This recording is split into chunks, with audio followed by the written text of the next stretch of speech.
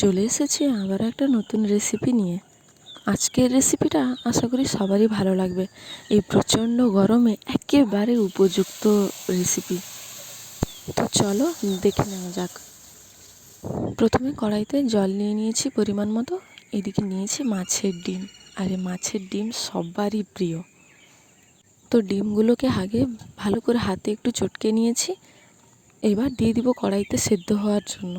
লবণ আর হলুদ পরিমাণ মতো দিয়ে সেদ্ধ করব। অল্প অল্প জাল দিয়ে ভালো করে সেদ্ধ করব। আর সব সময় নাড়তে থাকব, কারণ মাছের ডিমটা কড়াইয়ে লেগে যেতে পারে। দেখো ভালো করে ডিমটা সেদ্ধ হয়ে গেছে। এবার নামিয়ে নিব। নামিয়ে নিয়েছি। এবার কড়াই পরিষ্কার করে দিয়ে দিব আবারও জল। এবার আমটা সেদ্ধ করে নিব।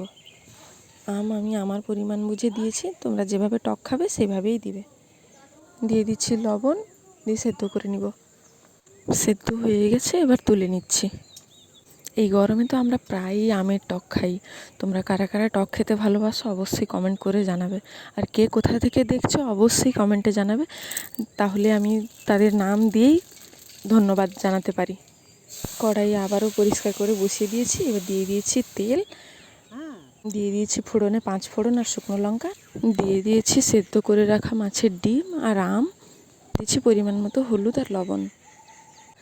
এবার ভালো করে একটু ফুটিয়ে নিব। ফোটানো হয়ে গেছে, এবার নামিয়ে নিচ্ছি।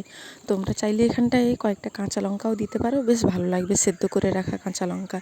আমি দিতে ভুলে গেছিলাম, তাই দিতে পারিনি। দেখো দেখতে তো বেশ ভালোই লাগছে।